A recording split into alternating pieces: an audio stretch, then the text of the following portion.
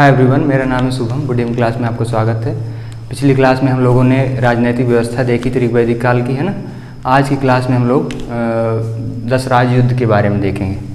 ये प्रमुख युद्ध है ना। चलिए शुरू करते हैं 10 राज युद्ध।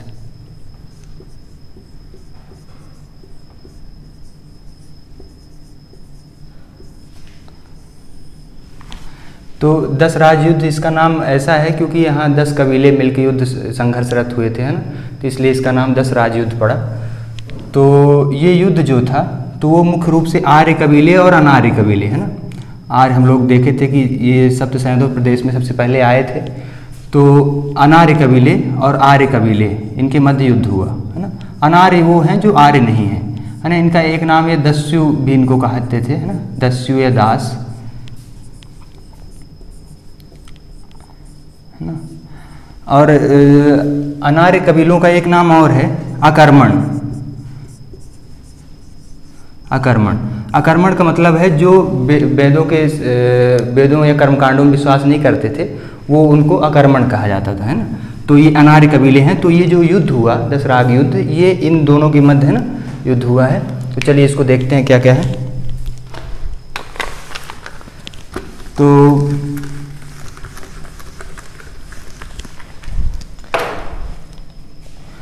तो इसमें 5 आर्य कबीले संयुक्त थे, है ना। 5 आर्य कबीले हैं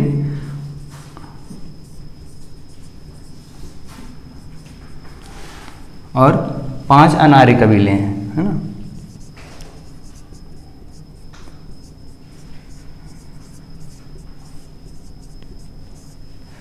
चलिए हम लोग इनका नाम देख लेते हैं, कौन कौन से कबीले हैं। तो अनु, यदु, पुरु, द्रुहु,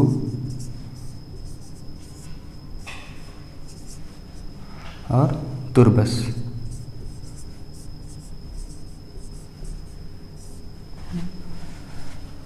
तो ये 5 आर्य कबीलों के नाम हैं। पहला है अनु, यदु, पुरु, द्रुहु और तुर्बस। ये 5 आर्य कबीले हैं। और 5 अनार्य कबीले भी देख लेते हैं। चलिए, तो 5 अनार्य कबीले हैं, उनके नाम हैं अलिन,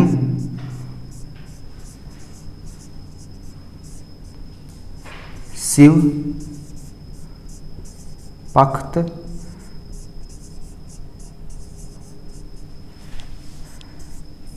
विषाणिन और भलानस।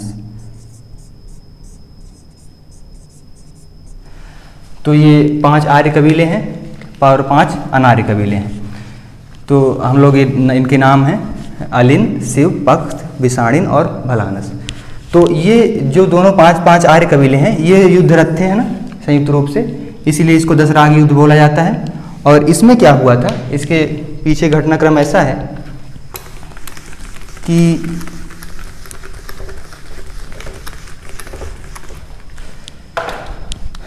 क्या था, भरत कबीला। भरत ये आर्य कबीला है ना, भरत कबीला। इसी कबीले के नाम से आगे देश का नाम पड़ा है भारत, है ना, भारतवर्ष। तो ये भरत कबीला है। तो इसमें क्या हुआ था, इसके मुखिया जो थे, है ना, कबीले के मुखिया, उनका नाम था सुदास। ठीक है। तो सुदास और इनके गुरु का नाम था, जो इस कुल के मतलब कबीले के मुखिया थे, गुरु थे महर्षि विश्वामित्र।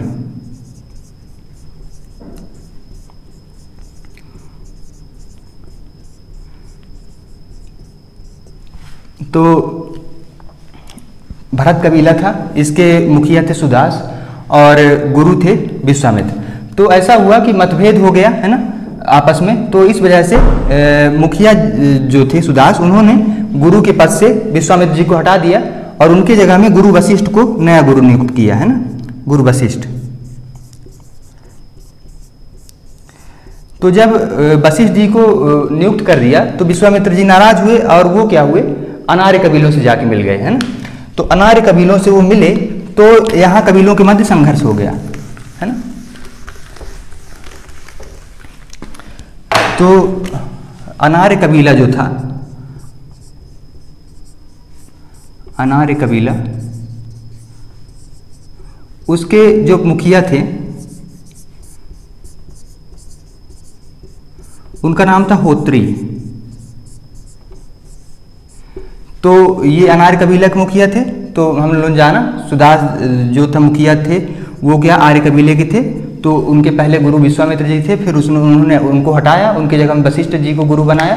तो मतभेद होने की वजह से विश्वामित्र जी अनार्य कबीलों के मुखिया से मिल गए, है ना। फिर यहाँ युद्ध शुरू हुआ और बाद में क्या हुआ, परिणाम स्वरूप क्या हुआ, युद्ध का परिणाम जो था वो आर्य कबीलों की विजय हुई, आर्य विजयी हुए, है ना।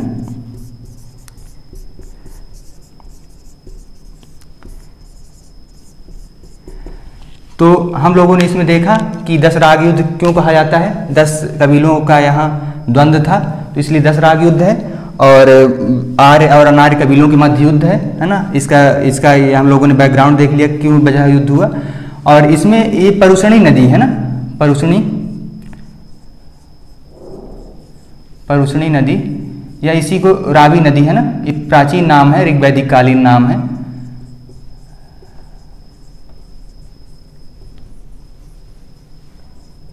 ना। और ये वर्तमान नाम है, वर्तमान नाम रवि नदी का रावी नदी है। तो ये क्या है, परुषणी नदी के तट पे लड़ा गया था युद्ध, इसलिए इसको क्या बोला जाता है, परुषणी नदी का युद्ध भी इसे जानते हैं, है ना। 10 राग युद्ध या परुषणी नदी का युद्ध हम लोगों ने इसका देख लिया, है ना। चलिए तो हम लोग अब आगे देखते हैं सामाजिक व्यवस्था, ऋग्वैदिक कालीन सामाजिक व्यवस्था। तो सबसे पहले क्या है सामाजिक व्यवस्था में हम लोग देखेंगे कि ये जो व्यवस्था थी सामाजिक व्यवस्था, तो वो पितृसत्तात्मक थी, है ना। पितृसत्तात्मक या मेल डोमिनेटिंग सोसाइटी, है ना, सत्तात्मक व्यवस्था, है ना। तो हम लोग पितृसत्तात्मक व्यवस्था मतलब जिसमें जो मुखिया हो वो पुरुष वर्ग से आता हो, है ना। हम लोगों ने देखा था हड़प्पा सभ्यता में, वो सभ्यता जो थी वो मात्र सत्तात्मक थी, है ना, मात्र सत्तात्मक।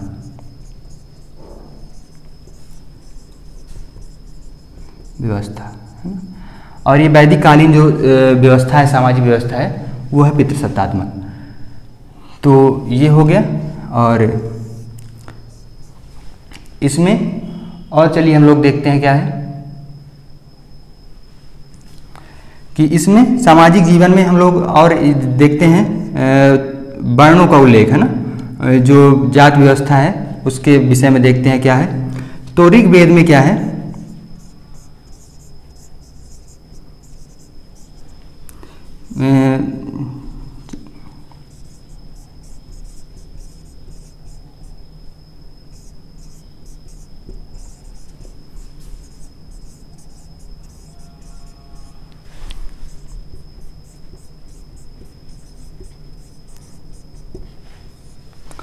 तो वर्ण व्यवस्था के संबंध में हम लोग देखते हैं, ये दूसरा पॉइंट है ना।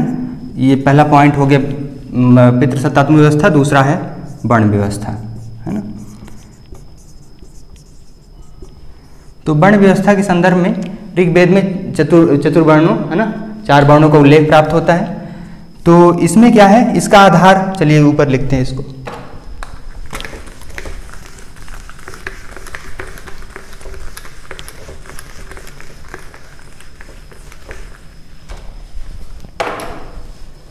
तो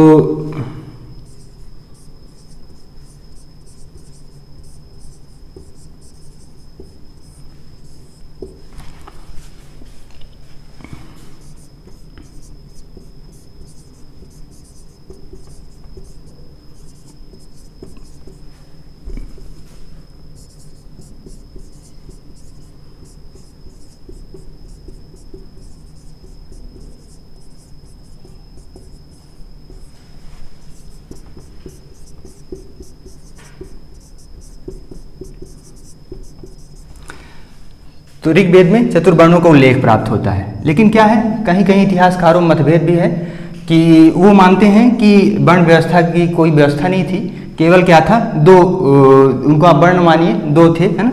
क्या था, पहला आर्य और दूसरे हैं अनार्य, है ना। तो कुछ इतिहासकार इस विषय में भी एकजुट होते हैं, एकमत होते हैं। बाकी क्या है, मतभेद है, इसलिए ये भी प्रमाण है। और ऋग्वेद में क्या है, इसका प्रमाण भी प्राप्त होता है कि चतुर्वर्णों का उल्लेख है। ये क्या है, 10वें मंडल का क्या है, देखिए चलिए 10वां मंडल जो है, 10वां मंडल उसमें पुरुष सूक्त है ना, पुरुष सूक्त में 4 वर्ण का उल्लेख मिलता है ना, उल्लेख प्राप्त होता है। तो ऋग्वेद में चतुर्वर्णों में उल्लेख है और ऋग्वेद के 10वें मंडल के पुरुष सूक्त में है ना, 10 मंडल है टोटल ऋग्वेद में। हम लोग फिर आगे ब्राह्मण साहित्य में इसको पढ़ेंगे। अभी ये पुरुष सूक्त में 4 वर्णों को उल्लेख प्राप्त होता है। चलिए और देखते हैं क्या है।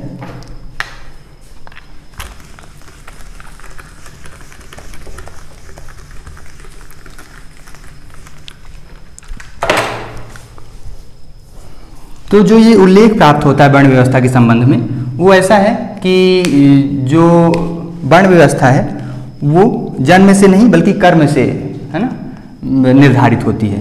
तो वर्ण व्यवस्था कर्म प्रधान है। तो वर्ण व्यवस्था कर्म प्रधान थी, इसका भी उल्लेख ऋग्वेद में ही प्राप्त होता है। ऋग्वेद में एक जगह प्राप्त होता है कि एक छात्र जो है ना, एक कहानी प्राप्त होती है कि एक छात्र है, तो वो बोलता है कि मैं है ना, इसको देखते हैं, मैं छात्र हूँ, मेरे पिता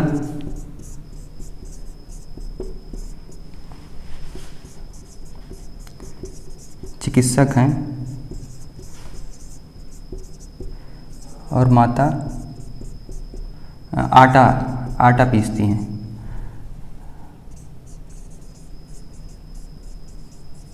तो ये उदाहरण है कर्म प्रधान व्यवस्था का, है ना, कि जो वर्ण व्यवस्था वो कर्म प्रधान है। वो एक ऋग्वेद में उदाहरण प्राप्त होता है कि छात्र बोलता है कि मैं छात्र हूँ, है ना, मेरा जो प्रोफेशन वो छात्र का है, पिताजी चिकित्सक हैं और माता अन्य कार्यों में है। तो इसलिए कर्म प्रधान है ना, स्वतंत्रता थी। दूसरा ऐसा ही प्रमाण है, चलिए, कि जो विश्वामित्र जी हैं, है ना, अभी हम लोगों ने देखा कि वो गुरु थे, तो वो क्या है, जन्म से क्या थे, क्षत्रिय थे, है ना, जन्म से क्षत्रिय। ये इसका भी प्रमाण ऋग्वेद में ही है। तो जन्म से क्षत्रिय हैं, कर्म से वो ब्राह्मण हैं, है ना। तो एक ये भी उदाहरण हम लोगों को प्राप्त होता है। तो ये वर्ण व्यवस्था का आधार हम लोगों ने देख लिया, है ना। अब चलिए और चीज़ देखते हैं। तो हम लोग एक पॉइंट और देख लेते हैं सामाजिक व्यवस्था में, कि जो व्यवस्था थी परिवार की वो संयुक्त परिवार व्यवस्था थी, है ना।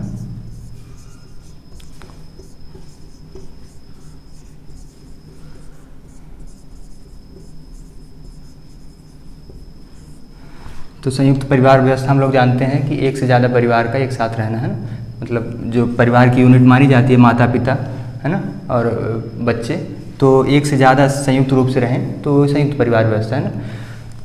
तो हम लोगों ने 3 पॉइंट देखे इसमें, प्रमुख चीज़ें, है ना। पहला पॉइंट है क्या देखा हम लोगों ने कि पितृ सत्तात्मक व्यवस्था थी, है ना, पितृ सत्तात्मक व्यवस्था, ठीक है। दूसरा पॉइंट हम लोगों ने देखा कि क्या था, तो दूसरा पॉइंट वर्ण व्यवस्था के संबंध में हम देखा है ना, वर्ण व्यवस्था वो क्या था कि कर्म प्रधान व्यवस्था थी, है ना। और तीसरा पॉइंट हम लोगों ने देखा संयुक्त परिवार व्यवस्था, है ना। तो ये 3 चीज़ें हो गई सामाजिक व्यवस्था ऋग्वैदिक काल की। अब थोड़ा सा हम लोग देखेंगे इसमें महिलाओं की स्थिति के बारे में, है ना, ऋग्वैदिक काल की।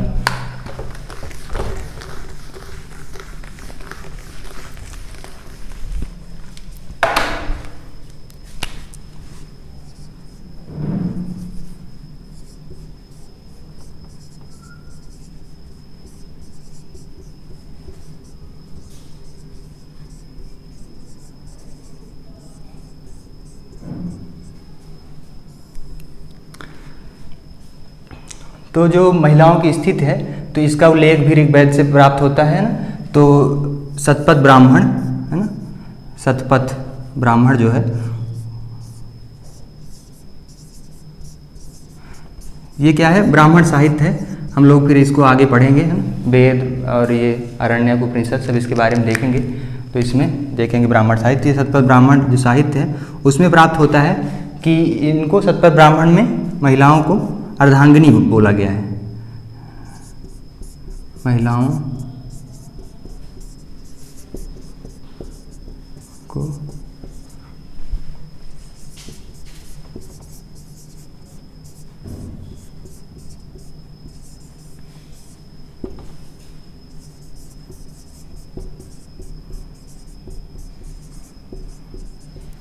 तो हम लोग ये महिलाओं की स्थिति देख रहे हैं, है ना। तो शतपथ ब्राह्मण महिलाओं को अर्धांगिनी बोला गया। और एक चीज और है,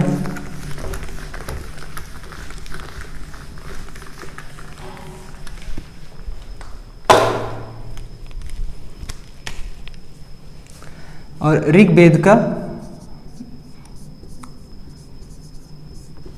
ऋग्वेद के जाय दशकम में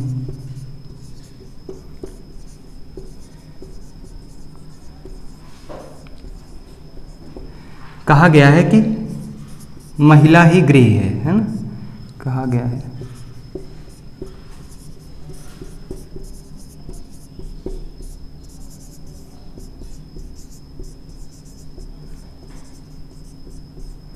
तो हम लोग ये ऋग्वैदिक कालीन महिलाओं की स्थिति देख रहे हैं। तो पहला शतपथ ब्राह्मण में उल्लेख प्राप्त होता है कि इनको अर्धांगिनी कहा गया है। दूसरा है ऋग्वेद में जाय दशकम में उल्लेख प्राप्त होता है कि महिला ही गृह है, अर्थात महिलाओं के महत्व को, है ना, यहाँ पर बताया गया है। और देखते हैं और चीज़ें, है ना। तो मतलब महिला के महत्व को यहाँ पर स्वीकार किया गया है। फिर हम लोग देखते हैं कि यहाँ क्या है, शिक्षा का अधिकार है। शिक्षा का अधिकार था, है ना, महिलाओं को।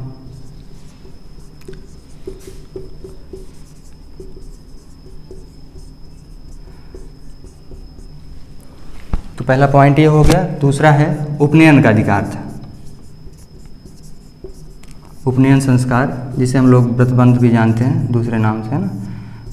तो महिलाओं का भी व्रतबंध संस्कार होता था यहाँ पे, है ना। उपनयन संस्कार का अधिकार था।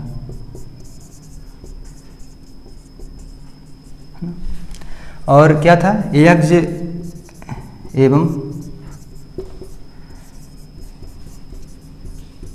धार्मिक अनुष्ठान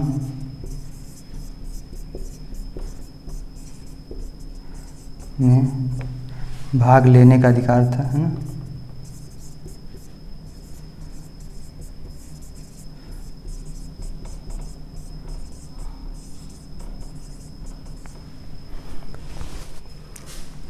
तो यहाँ पर हम लोगों ने देखा कि शिक्षा का अधिकार प्राप्त था, है ना, उपनयन संस्कार का अधिकार या व्रतबंध का अधिकार था, यज्ञ एवं धार्मिक अनुष्ठानों में इनको सम्मिलित होने का अधिकार प्राप्त था, है ना।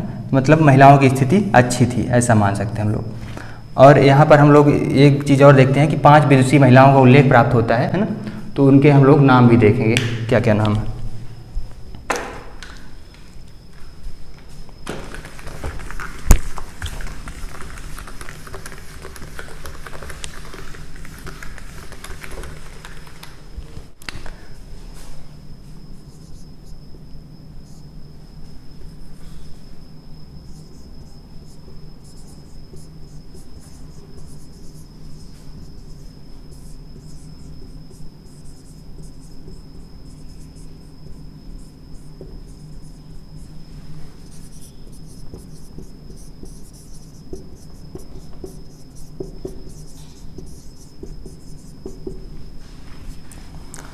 तो नाम है ना, पहला नाम है लोपामुद्रा,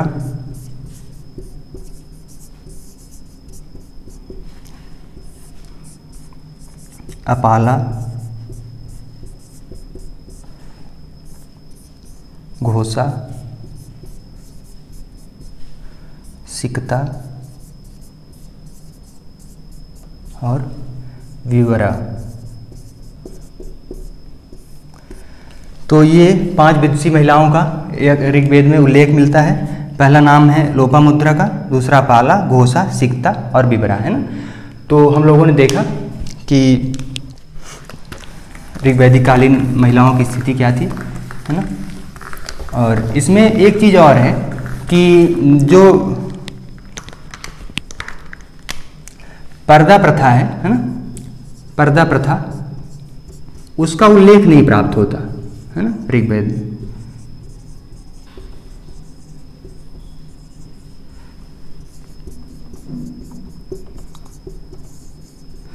तो हम लोगों ने देखा यज्ञ एवं धार्मिक अनुष्ठान में इनको अनुमति है ना, और उपनयन संस्कार का है ना, उपनयन संस्कार किया जाता था, शिक्षा का अधिकार था है ना, और पर्दा प्रथा आदि तरह की प्रथाएं प्रचलित नहीं थी। तो ये प्रमुख चीज़ें हो गई हैं ना। तो हम लोगों ने ऋग्वैदिक कालीन महिलाओं की स्थिति देख ली। तो आज के हम लोगों ने लेक्चर में मुख्य रूप से प्रमुख चीज़ें जो देखी हैं उसको चलिए एक बार देख लेते हैं फिर। तो आज हम लोगों ने 10 राजयुद्ध देखा है ना, 10 राजयुद्ध के विषय में देखा, और ऋग्वैदिक कालीन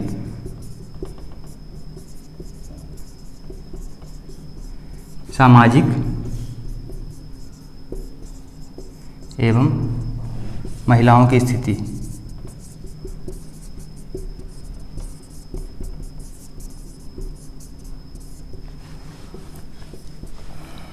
है ना, चलिए थैंक यू।